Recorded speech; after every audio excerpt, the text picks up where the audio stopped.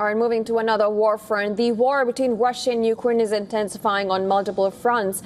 At least 5 explosions rocked Ukraine's capital, Kyiv, as Russia launched a missile attack with air raid sirens sounding across the city. And at the same time, fresh diplomatic and political developments in Washington could significantly increase pressure on Moscow.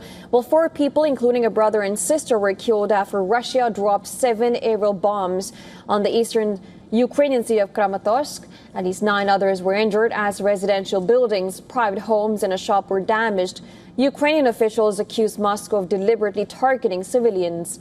5 fighters searched for a person believed trapped under rubble after a Russian airstrike on the southeastern Ukrainian city of Zaporizhia killed 1 person and injured 29, including 2 children.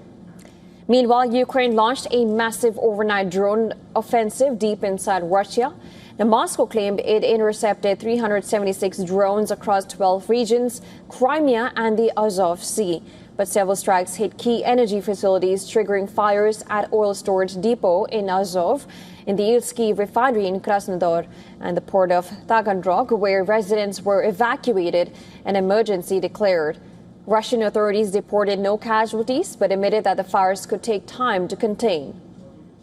Now, on the other hand, President Volodymyr Zelensky announced that the creation of a new military command dedicated to long-range strikes inside Russia, saying that the goal is to further degrade Moscow's war-fighting capability. He also claimed Ukraine's attacks are worsening Russia's fuel crisis and said that Kyiv has renewed proposals aimed at ending the war.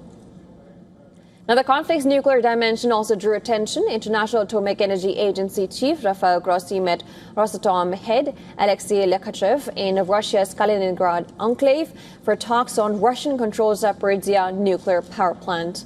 Well, both described the discussions as difficult but constructive, while Grossi reiterated that attacks on any nuclear facility are unacceptable. In Washington, momentum is building for tougher sanctions on Russia. Republican Senator Lindsey Graham said that the White House has agreed to back a revised bipartisan sanctions bill, giving President Donald Trump the authority to impose tariffs and sanctions on countries that continue buying Russian oil and gas. Graham said that the legislation could soon become law. President Trump likes a winner, and he sees Ukraine in the camp of being a winner. But you're not going to win this war on the battlefield, but Ukraine is really putting a lot of pressure on Russia.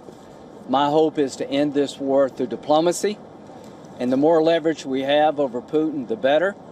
And so I think what President Trump has seen in Ukraine has impressed him. Meanwhile, Zelensky met Graham in Kyiv, where both discussed expanding sanctions, pressure on Russia, and efforts to revive negotiations to end the conflict.